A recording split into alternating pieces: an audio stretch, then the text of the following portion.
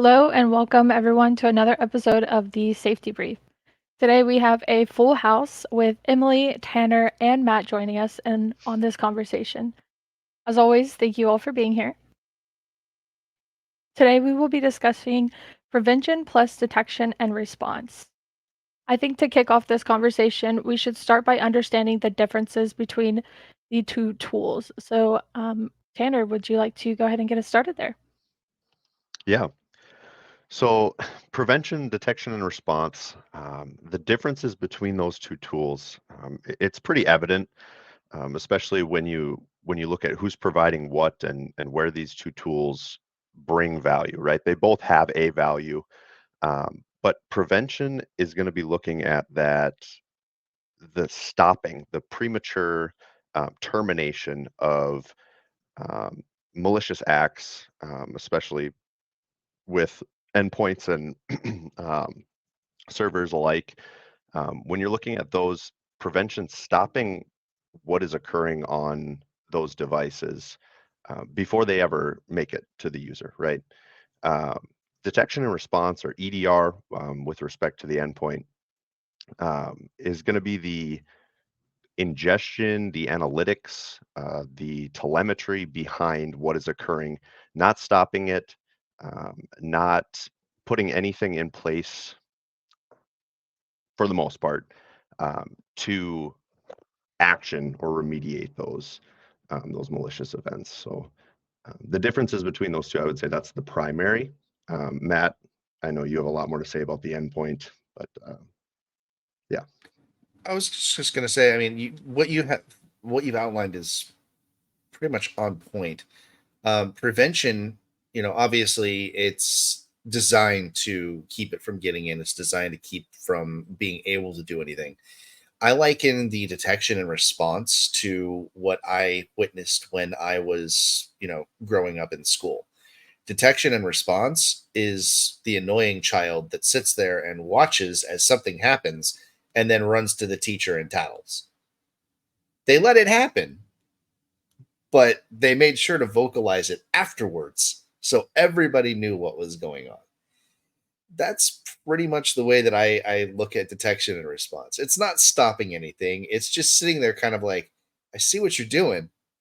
I'm going to get you in trouble after the fact, but this is too fun to watch. So go ahead. That makes perfect sense. And being an analyst, I feel like having a DR tool on top of prevention tools really helps allow us to better investigate those prevented events. So when we just have those prevention tools in place, such as MAID and SCUD, without the DR section of that, it's harder to pinpoint an exact reason or where it started and when it started, or if there's a persistent foothold and so forth. So how would you say that having prevention plus detection and response can make these products provide better services, such as SCUD plus CDR and MAID plus CDR? Ooh, see, that's a good one. Do you want to go, Tanner? Yeah. Yeah. Okay. I personally, I think that the two they feed off of each other, right? To make an overall solution better. Um, when you have prevention, I know Matt just had his metaphor, but I look at it like a house, right? You can put up security cameras, you can lock your deadbolt. Both of those are doing two different things. So when you lock that deadbolt, you're preventing somebody from entering your home, just like your network or your cloud environment. Um, you can lock that deadbolt and nobody can get in, but you also aren't really paying attention to who walked around and looked in the windows or who tried to open the door and didn't make it. The same applies to cybersecurity and securing your cloud environments. That camera in itself isn't stopping anybody from opening your door. You don't have the deadbolt, the prevention. That camera is just watching. It'll give you the intel to who maybe is there, who's tugging on the door handle, etc. And you're not going to have any action taken. So when you put those two together, now you have somebody tugging on a locked door handle and you're seeing who that person is. Did they walk around and look at the windows? And I know that's a really long metaphor, but when you have the prevention in place and the detection and response, it's allowing these analysts to see, okay, this was stopped. We did what we were supposed to do with the prevention aspect. Now, who was there? Who had access? Who was dropping files? Who tried? And it allows that, it almost steps up the prevention with that human validation, and it Mhm. ties it all together. It's a lot better than what I was going to say. I was just going to say that security has layers. It's kind of like an ogre, lots of layers. An And the more ogre or layers an that you onion? have, well, if you remember, onions have layers and ogres have layers. And that they also have a friend donkey that walks along with them. So, gotta go there. But when you're dealing with security, you have to have layering. If you don't have layering, then you're basically just relying on that one line of defense. We have to be completely honest here. A lot of people, and I have seen vendors that have said this, where they say, we offer 100% protection. Do you now? Do you now? I remember a certain company that started with the letter C that made a promise of that when they first came out. Their stock soared. And then people started realizing that they were getting just completely inundated with things that it did not touch. The promise was a lie. You can't do that. There is nothing that is going to be impenetrable. Even the Cybertruck was not impenetrable. Let's be honest here. So adding the layering in, adding cloud detection and response, adding everything with the endpoint, having them work together, you have a team there that is able to report on so many different things. You're not just limited to, oh, let's see what's on the endpoint. Now you've got perimeter. You've got the ability to actually see where it came from. What was it communicating with? You've got the ability to then see what was doing on the endpoint. You can put all this together and you can get a really lovely profile of what the attack was and figure out the best way to prevent against it if perchance it was not prevented. Now, remember, prevention, if done correctly, does have a very high success rate. So another thing these guys are doing a great job of talking about technically why this is so important, and why these two solutions need to come together. And that's their wheelhouse, and that's exactly where we're at. From a marketing and sales perspective, there's another reason why it was so important for us to add these tools together and start to layer on in an onion or a parfait of this security here. And the reason is there are canary in the mine solutions that are out there dropping alerts anytime a piece of toilet paper falls or anytime something minute might happen. They're going to throw an alert in the system. And the perception is because they alerted early and often, they are a more effective tool, or they are a more gregarious tool for the solution, right? When in all reality, what we're finding is those tools, while they're alerting early and often, they're either false alerts, false positives, or giving homework for a solution that has already completed the task. And Fulmer, I want you to dive into this a little bit more, obviously without naming names, in terms of what's happening in this situation. But we have found we've had many partners come to us saying, hey, a solution caught this, yours didn't. When in all reality, it's not that ours didn't, it's actually that ours stopped it. We just didn't necessarily alert on it. We prevented it. We didn't provide you homework, or we didn't provide you a particular alert on it. So there's a very different perception versus reality situation that we're dealing with, that additional DR solutions have allowed us to come closer to getting perception and reality the same. But if you want to Okay. dump into that a little bit more. Sure. So our prevention solution is pretty amazing. We throw everything that we possibly can at it. For example, we had somebody the other day that I don't know why, but they made the claim that they had something that was fully undetectable that no vendor would ever detect, much less prevent. Yeah, it didn't work very well for them. We shut it down without even thinking twice. Um, The difference with our solution is you can configure it to where it's not extremely noisy. So you have the capability to go in and you can actually hide the interface. But when you hide the interface, you also hide pop-ups. That's good and bad. It's good because your user's not going to be notified every time something crazy happens on the machine that they shouldn't be doing. Technically, that's, the user education can be done at a later point. Preventing is the important part.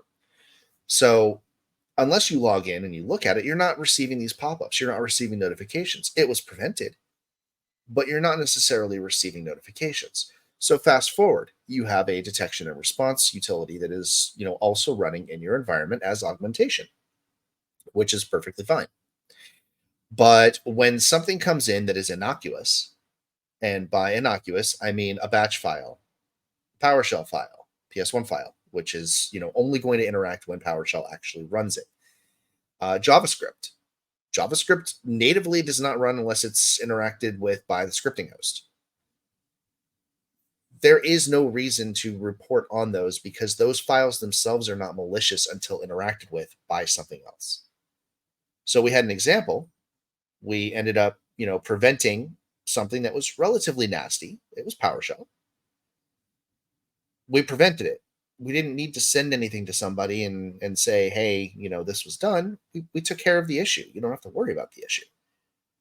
But like 3 days later, they get notified, hey, this attempted to run on a machine. You should go and, and take care of this and prevent it from running.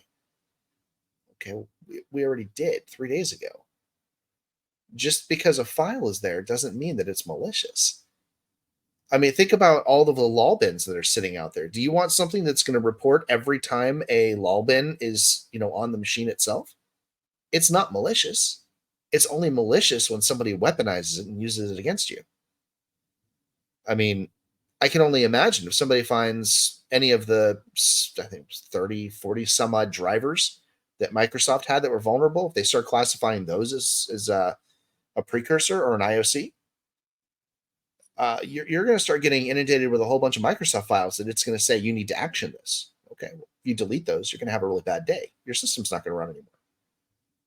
So it comes down to having a little bit more and the understanding of what's being prevented versus what's really giving you homework to go in and research that may not actually be malicious and only becomes malicious when it's been acted on or weaponized. I think it's also important to think how BLOKWORX likes to promote the fact that we provide peace of mind. So when you get those type of alerts saying, "Oh, this malicious file is on here. It's from 3 days ago," from your example, and they're thinking, "Oh my gosh, like it's already in my environment. Anything could happen." But when you have the prevention on top of that, you have that peace of mind. And we're not giving you homework, like Emily said. We're not telling you to go in and find this file and do this and do that. It's already prevented at the time of the event. So it is nice to have that extra layer of understanding what's there and what it is, but it's also really important to have that layer of prevention. And The I won't. important thing. Oh, go ahead. Go ahead. Oh, I was just going to say I won't talk bad about prevention, but prevention is meant to prevent. That's all it's meant for. And so when, like Emily says, with some of these non-technical folks, something comes in, they're alerted to it or not alerted to it, right? That can be good and bad in both respects. So we can prevent something. They're not alerted, but in my specific wheelhouse in the cloud and with email, and those are communications. Those aren't just files. People are trying to be productive and interact with each other. And so that having just the prevention tool is great. We're stopping those malicious acts from occurring. But when those false positives come, when those alerts come, people interacting with their clients specifically in the cloud with CDR or adding CDR brings a benefit there to the insight. You might not have gotten an alert, or we might have stopped, or this prevention tool might have stopped an email that was intended to get to you or needed to get to you. It was benign, etc. With the two tools together, we can prevent it, but I can't tell you exactly what it was beforehand, right? I can maybe give you a little bit, but these prevention tools aren't meant to analyze more than this is malicious, this is not malicious. add CDR, or cloud detection and response, or EDR in its own respect, now these analysts can give a lot more of that metadata. What happened before it got prevented? What was it trying to do? And when these questions come up, the reason I bring up cloud specifically, not only do I work mainly in it, but like I said, these communications are important, and mere minutes, hours, that can get in the way of a lot of productivity. And so CDR can bring a lot of that. This may have been a false positive. Here is why. Here's what it looked like. We saw it here. We stopped it here, and then you can go and obviously act and tune and help that AI become better at what it does best, preventing. Well, And and another when thing to remember is the R in the EDR or the DR or the CDR Yeah. is response. It's not remediation. That's a very important thing. I think a lot of people don't really catch on to the fact that response doesn't mean that it's going to do more than notify. That's why having all of the data, having everything that's necessary, is going to allow you to go in there and do that remediation in the event that something is not prevented outright. It's going to cut down on the time that you're going to have to take in order to investigate, to make that educated decision, to then get people back on their way doing what they need as part of their daily job. I want to tie back onto Tanner's analogy with the security system. For me, when I think of detection and response, I'm thinking we have those like the cameras and the doorbell camera, and we get the notification, but our front door's unlocked without the prevention. So you really need both of those to commingle together for it to be secure and bring like profit.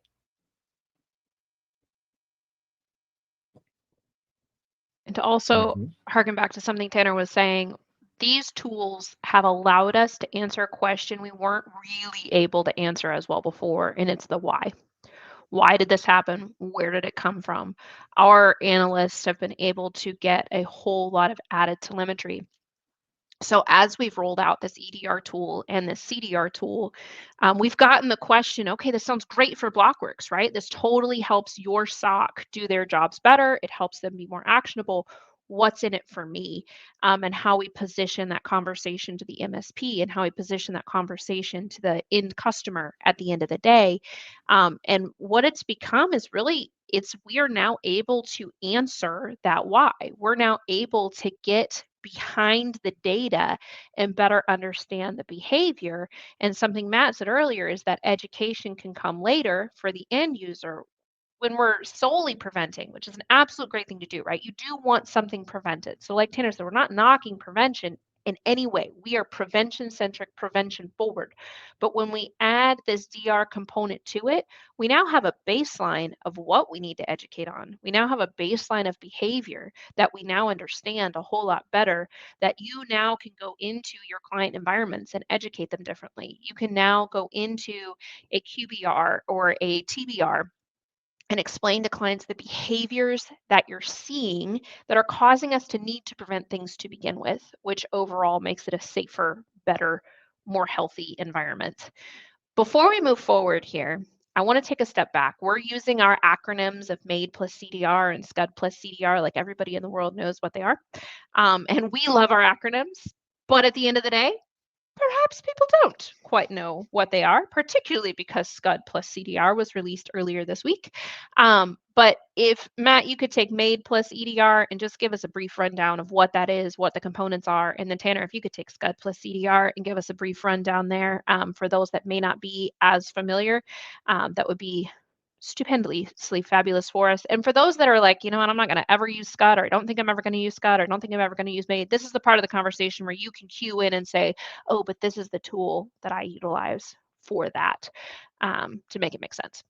Yeah, we have an interactive chat thing on Twitch and on LinkedIn. By all means, we see everything that anybody types. So, if you guys want to actually like interact with us, it's fantastic. We would like that. It makes it a little bit more fun for us too. I'll start with the MAID plus EDR aspect of things. So MAID is Managed Advanced Endpoint Defense. And then you add the plus, which means you're adding something. And then you have endpoint detection and response. What does that mean? That means that we have the strongest level of prevention possible for the endpoint, along with an EDR component that gives us the capability to report on things and do a lot of other stuff that we can't really bring up on the live stream because secret sauce. And unlike McDonald's, we're not going to tell you that it's just Thousand Island. So there you go. But it does. We have the capability to do a lot of very interesting things, a lot of automation, and a lot of reporting that we've implemented on the back end that others just cannot and will not do. Along with some other unique things that down the road you guys will see and probably become new offerings. But let's just say that our EDR combined with our current endpoint prevention stack, it's a little bit ridiculous, and that's in a good way. I've yet to be bested when I'm actually using it, so I'm speaking from experience on this one. And for Scud, very similar to what Matt was saying, Scud is going to be your secure cloud unified defense. So we're taking those concepts that you have with endpoints and we're bringing it up into the cloud, obviously becoming much more popular. It already is, but growing even based on what it was earlier this month, right? So secure cloud unified defense is going to be your baseline prevention that BLOKWORX utilizes Avanon. There's a patented inline protection for your email where you get that baseline of prevention, right? We're utilizing AI scanning servers with large databases and taking relationships into consideration to make sure that your communications are secure within those SaaS applications. Now, the CDR portion of this, very much like EDR, your cloud detection and response, this is bringing in everything that Matt said on the endpoint, the same, to the cloud. You're going to be able to gain that extra telemetry, build in extra automation. It's adding with that plus CDR, it's adding to the value that the prevention already brings. Without going too deep into it, there's a number of different things that Scud plus CDR specifically can do in the CDR space that allows that automation to, tying back to alerts and false positives, just be a lot more accurate in these decisions that are being made, and the explanations that the SOC can give, then in turn bringing down the alert fatigue, of course, on the end user and the MSP. So one thing to point out about that, you mentioned the fatigue. So first off, I have to throw this out there. BLOKWORX has a 100% US-based managed SOC. Okay? That's something that I don't know many others that can actually say. Now, when it comes to fatigue, mostly alert fatigue, that's something that if you guys as customers were getting annoyed with, you can imagine how our engineers would be getting annoyed with them. So our entire goal when we're adding new products to our mix is to make our jobs easier, which means that inherently it's going to make your jobs easier because you're going to have more information provided to you while our team on the back end is managing everything to keep you safe. So, we talked about the security system, we talked about the cameras. Okay, well, I guess that we would incorporate BLOKWORX in there as basically being the suit of armor around the world. I mean, that's the best way that I can really look at it. All of this ties together. All of this works together in absolute harmony. The goal is to keep our way of life as we know it without being impacted. If you guys haven't seen lately, there was an attack in Pennsylvania on a water control system. There are hospitals that have been impacted with ransomware in the United States within the last few days. They have been impacted to the point they could not accept patients. Ambulances were being turned around, and they were having to go to other hospitals in the area. That's a situation that is life-threatening if you're the person in the ambulance. Our goal with all of our products is to ensure that our way of life as we know it right now, the comfort levels we have, what's available to us, doesn't become impacted. And with prevention and layering, that's possible.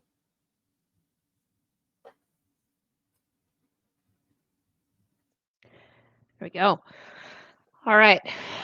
So it's with this prevention and layering, it's one of our defense in depth methods in terms of we have specific things, complete visibility, defense in depth, all these kind of things. We can go into the specific principles, but I want to dive into a little bit more where this can go overboard and talk a little bit about people that layer on tool after tool after tool, thinking that they're adding protection and thinking that they're adding security and safety because of the number of tools and really the pitfalls that can come from that, whether it's configuration, whether it's full utilization of the tool, or whether it's just generally false sense of security.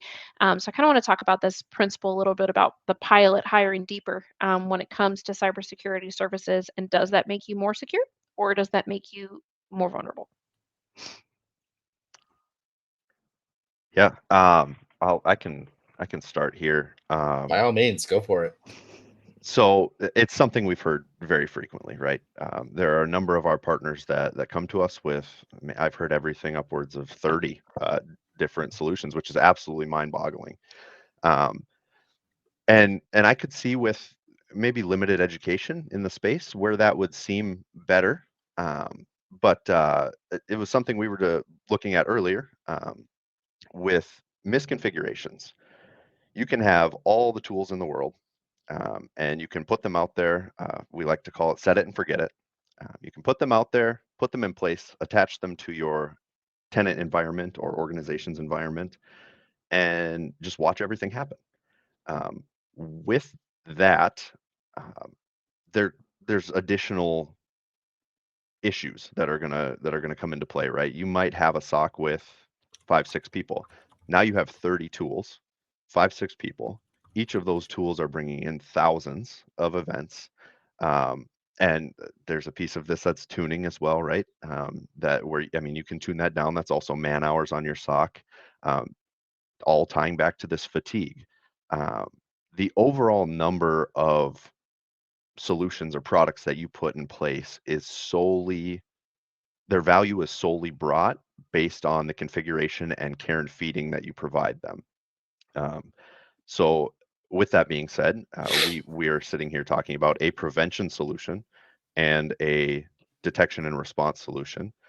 Two might seem like very little to a lot of people, but when you're looking at Scud as a service and the way BLOKWORX operates, and then Scud plus CDR, with those two solutions alone, standalone, we now have a full SOC 24/7 who can monitor, tune out false positives to better the experience for the end users, lessening those alerts coming your way, and also maintaining that very, very high aptitude prevention with prevention, detection, and response, right? The man hours are going into detection and response, and you have the prevention still there as the baseline, providing that you don't need anything else. In short, um, there's a lot of time that goes into the configuration of these tools to make them the best that they can be. And one of the best parts about the way that we are managing Scud and MAID and Scud plus CDR and MAID plus EDR is the overall tailoring that you can provide by doing that.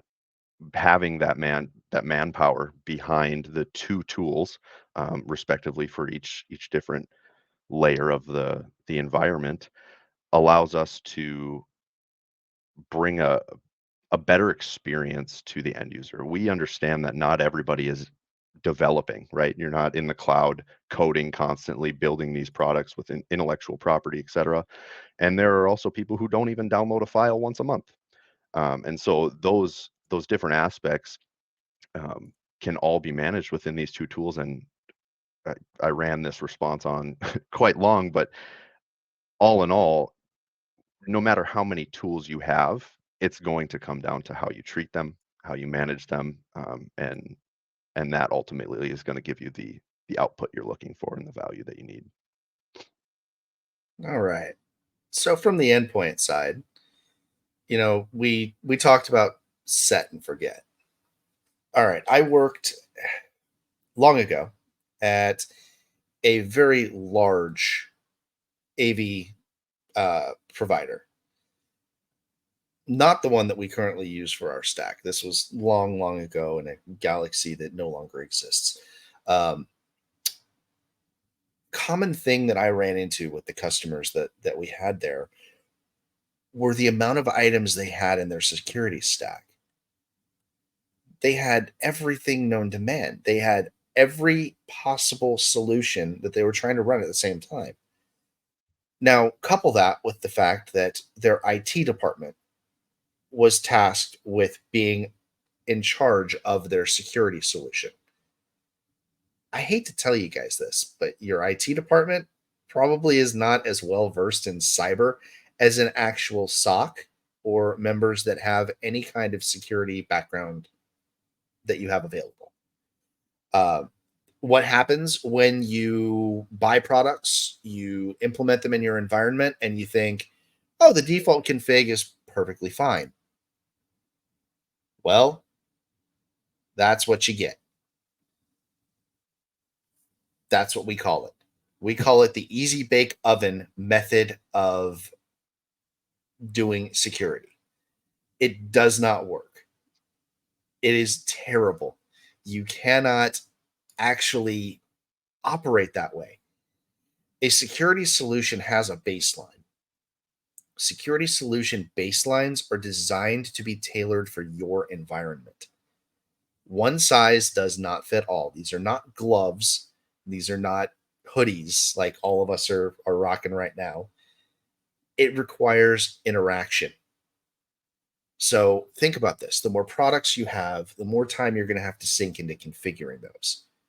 On average, for a mid-sized enterprise company, and I'm talking somebody that has maybe 1,000 endpoints, you're looking at it taking the greater part of 6 months to a year to properly tune one product for your environment. If you have 8 products, there's no way you're getting them tuned in that first year. You will not have the manpower. You will not have the capability to do that. That's where having a team that is versed in this can expedite the process.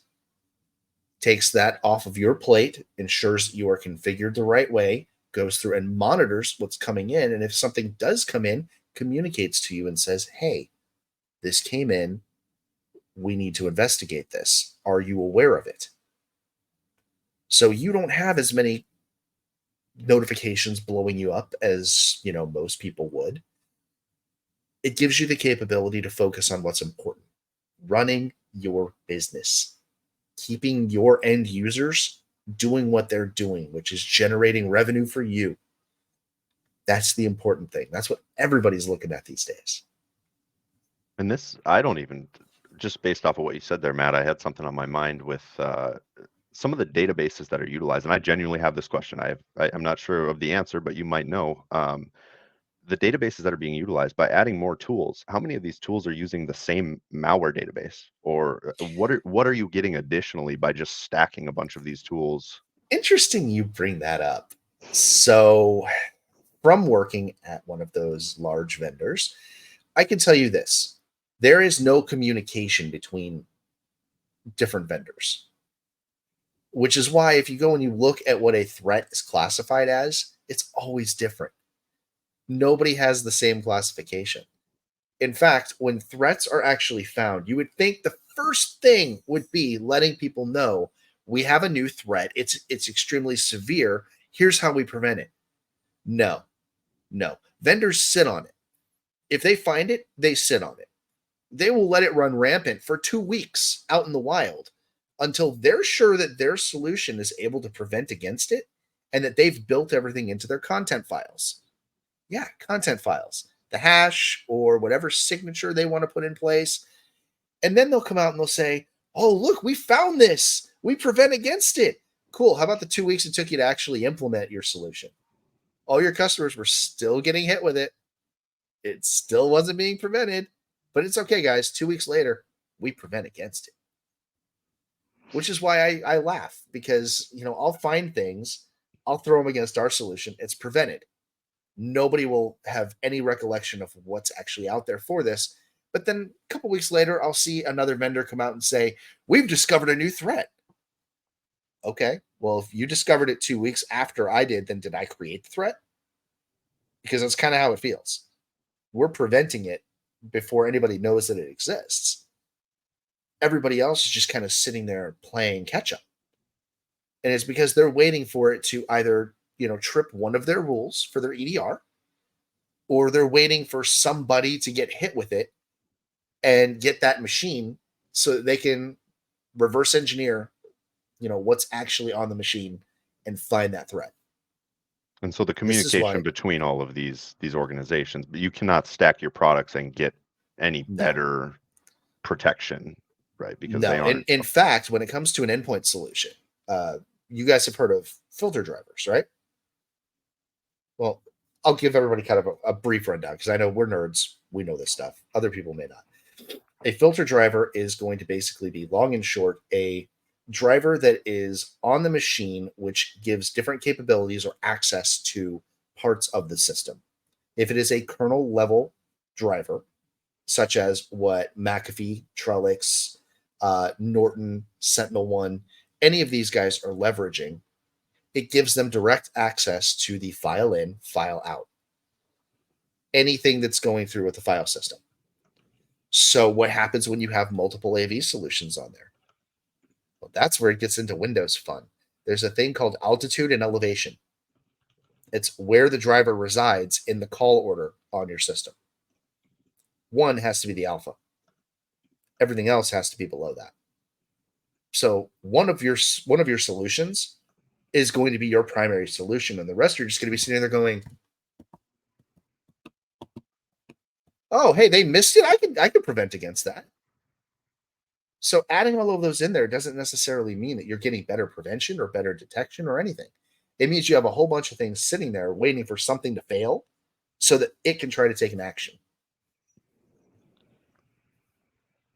So in summary, you have to find the best solution to do both sides of this, but not necessarily stack it up. So Correct. Let's pivot to the opposite objection that we get here, where people have been preached vendor diversity. And we know vendor diversity is important, because if one solution, you have all your eggs in one solution, and that solution has an issue, now everything has an issue. How do we answer the vendor diversity question while also maintaining our simple but effective layered security strategy? You got the tough questions today. See, Mike doesn't show up. All the hard questions come out. I don't know. We'll make him come back on later and answer it if we don't have to go in.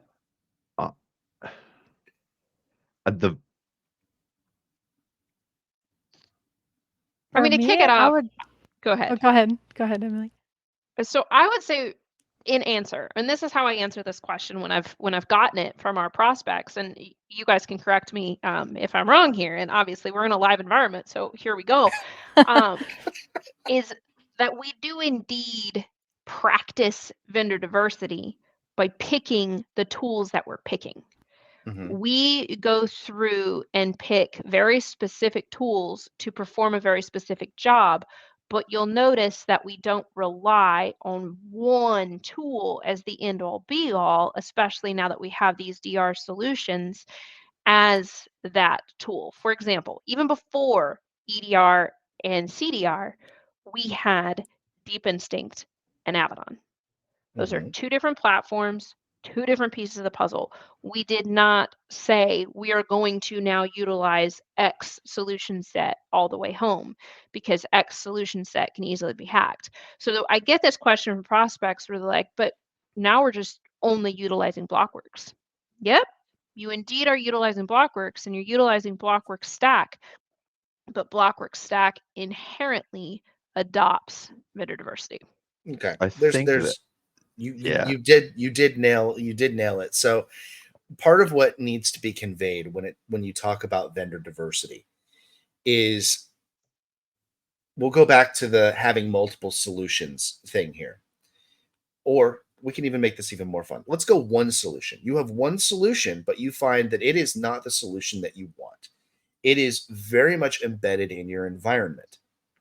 What happens next? You find a better solution, but now you have everything in your environment. It's already tuned, it's already functional.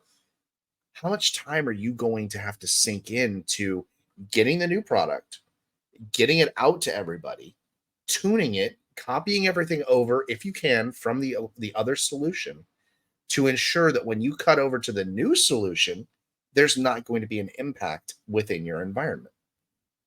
That's man hours. That's a whole bunch of man hours. Last I checked, when people were talking about not using the solution that I had a long time ago, they would come up for renewal and we'd start talking to them about a year out from their renewal, because most of the contracts were 3 to 5 years. The common argument was, we hate this product, but it's going to take us longer to implement a new product than we have left on our contract. It would take them on average about a year just to get the new product in and deployed, not even tuned. It would take them on average up to 3 years to have everything fully baked and operational. So even if they hated the product, even if they had 1 year left on a product that they loathed and despised, they were having to renew that product because they needed prevention or some form of a protection in their environment. And that's bad. So why do we do vendor diversity at BLOKWORX? We take that lift off your plate. We go through, we vet the solutions. If we find the solution is a fit, and if we find that we can either augment or replace, we design how exactly that gets done so that we can make it as simple as possible. That way, when we push something out, there's no impact. It's very clear cut. It's very straightforward. It's business as usual for everybody that's on the end. All your end users, everybody, it's just carry on with your day. There is no interruption. There's no, let me get on your machine, I need to do this. No, we can do all that remotely. We have the capability. As I said, our EDR has some amazing capabilities built into it. Trust me, our DevOps team, we're leveraging those utilities and those capabilities. And we're just starting.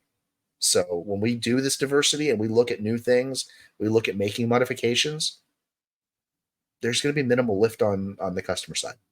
The lift will be on our side. But that lift will generally be a one-time lift. And once we get it done, everybody's nice and smooth. And Emily's use of the word stack, I think, really, really helps, because when you might look at BLOKWORX as one vendor, but we have a full stack of prevention tools, right? And so at the cloud level, somebody gets an email. Maybe that email is a false negative, right? Makes it straight through to that user. Well, if you have BLOKWORX stack, that prevention might have failed. Crazy thought, I know, but maybe in the off chance that it does, that prevention might have failed. Well, what's sitting on their endpoint? Another prevention tool. They try to download that malicious PDF. Deep Instinct steps in, grabs it. Matt, you're not going to like this. In the off chance that Deep Instinct does not prevent this PDF that came in via email, right? Now you have Sniper. I know we haven't talked about it, but you have a Palo Alto firewall sitting there. They try to laterally move that PDF. And now you have a firewall sitting there waiting to prevent. It's not, I think, when you're looking at detection and response, you can look at those tools names, right? And call that vendor diversity. But you can also look at the EDR on the endpoint. The EDR on the endpoint now has the capability of finding lateral movement and all that fun stuff. There is plenty of diversity within the BLOKWORX stack. People get caught up on, I need 3 tools for my SaaS applications. I need 3 tools for my endpoint.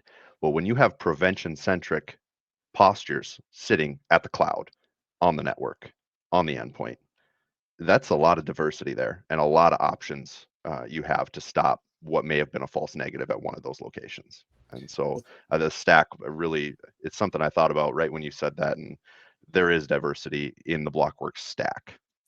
Let's Very add much one so. more piece to that. And let's bring this back to something that everybody's going to be looking at: money. All right. So we have this stack with all of our different vendors that we're leveraging, right? Think about if you were doing this on your own. You have your stack with all of these vendors. Something goes sideways. Who's going to have to spend all the time going back and forth with their support trying to get things done? Who's going to have to spend the time drafting up feature requests, following up on feature requests, making sure they're implemented, taking meetings to follow up on everything? Well, that would fall on you. If you don't have time to go through and configure things, where are you going to find the time to go through and have all these meetings with vendors to get it developed the way that you want it to be developed? That's why you have a team that manages everything. You want feature requests put in? Cool. You tell our team approaches the vendors and says, we need this put in. What's the difference between you going and us going? You're one customer.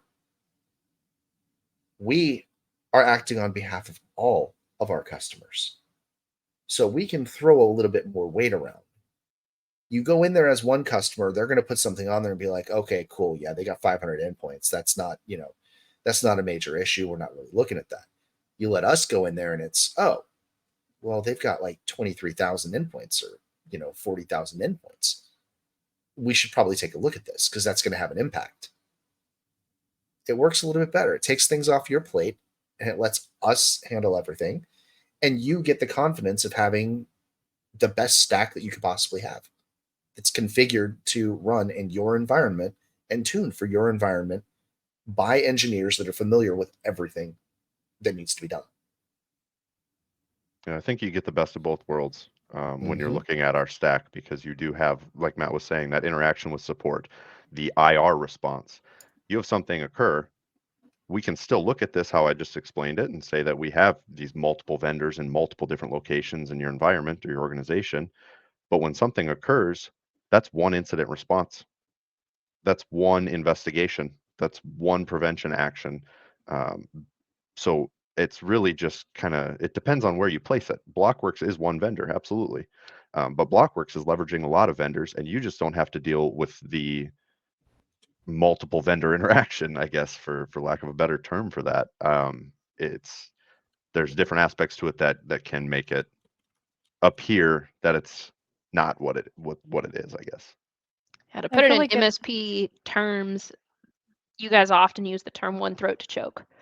And that's how you go out and sell your services as an MSP and IT services as an MSP, right? Um, and we highly recommend you stay focused on those IT services as an MSP, but then have one throat to choke when it comes to your cyber services as well. And that's often how we see our most successful partners try to position what it is that we're doing in our full solution stack, is that it is that one throat to choke. And they can tell that same story that you do in terms of your IT services, and them coming to you coming to us is a very similar situation. Sorry, Elizabeth, I jumped on what you were Oh, no, saying. Go you're for it. fine. I was just gonna say, I think it's also important to highlight the fact that we do vet these services and how Tanner said they work cohesively together. So when you have all, you know, too many items on your stack and they don't cohesively work together, that's when it could get nasty. However, when you're utilizing BLOKWORX services in our stack, everything is tested and fully vetted prior to pushing out to our partners, obviously. And we handle the homework for you. We do the white glove onboarding. We handle all of the tuning and so forth. So I feel like we really take away that burden of having to choose and change, like Matt had brought up, where it could be scary to pick a new service.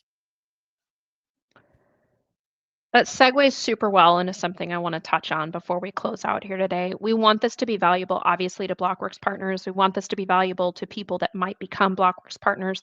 But at the end of the day, we want this to be valuable to the industry as a whole. And we spend a lot of time talking about how we perform our services and why we think that's the best today. And I want to make sure we can walk away with, whether you utilize our services or not, an action plan for your steps forward. So, I'd like us to talk just kind of 3 steps you could potentially take from this prevention plus DR conversation in terms of where you're at. And I'll kick it off, but I want you guys to really fill in the gaps here. Is if you are currently utilizing solely a DR solution, you need to add prevention and find that prevention centric solution that makes the most sense so that you're hitting things before they happen as opposed to watching something happen and then tattletaling to the teacher later, like Fulmer eloquently put earlier. On the opposite end of the spectrum, if you're using a prevention solution, even BLOKWORX prevention solutions, consider how you're going to add the DR component for added telemetry, for added data, for added actionability, and for added log retention. And then from there, what's your next step? Where do you go from there in terms of an MSP that's ready to take it to the next level in terms of this overall security picture? So we've got step 1 and step 2. If you're not utilizing one, definitely start utilizing the other. But then where should those that are doing that, where do they go next? I think it's important to really understand how much time and effort goes into making sure those tools work cohesively together. Like you said, if you have one, you need the other, but you also need to make sure that they work together and not against each other. Along with that, you're also going to need a team who knows how to work with those tools and fully understand how to onboard and how to do it properly, especially if you're not a BLOKWORX partner, you don't get that white glove onboarding. I think it's going to be very important to not just plug it and play, walk away. Like Matt said, it's not an easy bake oven, especially when you're managing it on your own. I think I was going exactly where Elizabeth was with this. It's very possible to manage your own security. I can accept that. I understand. However, you do need to be able to recognize when it does become too much. Mhm. Everybody's looking to grow. Everybody, you cannot try and keep something in your wheelhouse that is going to get set and forgotten. I don't know where to go with that, but to set it and forget it, you have to recognize when that's occurring. And if you're going to be utilizing the stack and managing it on your own, like I said, there has to be a team, going off of what Elizabeth says, to focus on that. And hopefully, based on what Emily says, it's both a um, DR and a prevention solution that team is focusing on. Um, yeah. Can't fall victim to hubris. That's the biggest thing. Just because you have everything in your environment doesn't mean that it's configured right. It doesn't mean you're going to be protected. Having it all in there and having the mindset of, oh, everything's good, doesn't mean it is. The last thing you want to do is have everything in there, have that mindset that's based around a high level of hubris and find out, because that is never going to end well. There are far too many companies right now that are falling victim to that think they have everything they need in place, and they're finding out that it's just not the case. Their solution that was touted as being so amazing didn't do anything. It didn't stop the most rudimentary of attacks from getting in.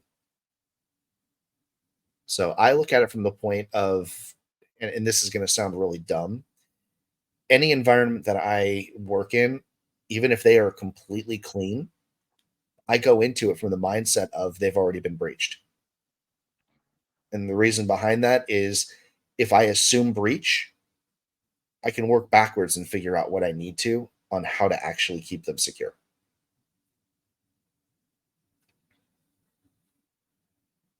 It reminds me of something my father told me growing up. He flew paragliders, and as you know, it's a little dangerous. It's a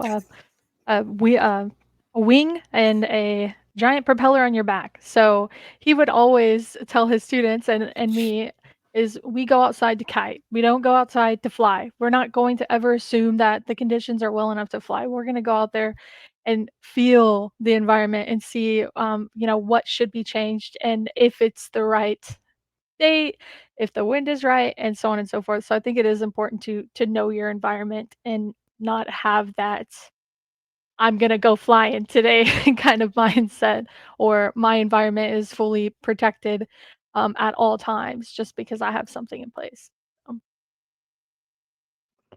It's that constant vigilance, and whether that constant vigilance comes from your internal team or whether that constant vigilance comes from an external team, that's really the wake up call that you need to have in terms of what is the constant vigilance on your solutions. And it's something that we constantly run into. We have great partners that also choose to manage some of their own pieces internally. And we had a couple earlier this week. They're like, "Hey, red flag, what's going on here?" And it's this major wake up call of I set this and I thought it was working, but it's not necessarily working the way I thought it was. So who's got your back, and who's paying attention to that, and who's having the vigilance, and who's the foamer in your environment looking for, okay, if something nasty is getting in, how's it getting there? Um, and who's the Tanner and the Elizabeth in your environment of analyzing, okay, this action happened. What does it mean? What does it correlate to? And where is it going? And what do I need to do with it? So, in short, obviously, these are all solutions that BLOKWORX offers. This is part of the team that is fabulous at putting these pieces in play. I love being able to represent BLOKWORX in this way because I know we are supported by this superb first class technical team and engineering team on the back end. So those of you that may be sitting here thinking, okay, you've just told me what my next steps are. What do I need to do? I'm not naive enough to think that all of you are going to just flock over to us and choose us as the solution. Obviously, we'd love you to do that or at least explore it. So if you would like to take that next step, you're going to want to hit the BLOKWORX website and hit a contact us form. If you throw in there that you were on the safety brief today, that will really help us in terms of starting that conversation and where we're at. If you want to put questions in the chat, whether it is you are watching this live or whether you are watching this recorded, we will make sure we monitor those and follow up accordingly with any questions that you've got there.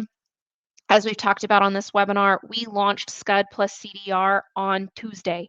So if you just came into this webinar and you're like, what on earth is this new thing that I've never heard about? That's okay. We've done one announcement about it. We had a webinar about it on Tuesday, the 28th of November. For those of us not watching this week, that product is brand new. We have layered in SaaS alerts to our SCUD offering. It is now available together so that we have greater actionability, we have greater log retention, we have greater flexibility in our automation and how we're delivering that. And then if those of you that are coming up here and saying, man, I'm not sure what MAID plus EDR is, I just knew MAID, that launched in August. So we're still getting lots of people on board with that new application as well. And that one's powered by Lima Charlie, in addition to our deep instinct side. So if you are ready to take those next steps, we would love to hear from you. Two options, like I said, the BLOKWORX contact us form, or if you want to hit sales@blockworks.com and just mention you were on the safety brief, that will help us direct you in the right way. For those that were here for the education piece, we hope you got something out of it in terms of where you need to go next, whether you need to add prevention, add DR, add the team, look at your stack in terms of making it complete. That's where we stand. Closing remarks from everybody else. Thank you so much, as always, for joining me, team. Of course, and always stay frosty. Thank you.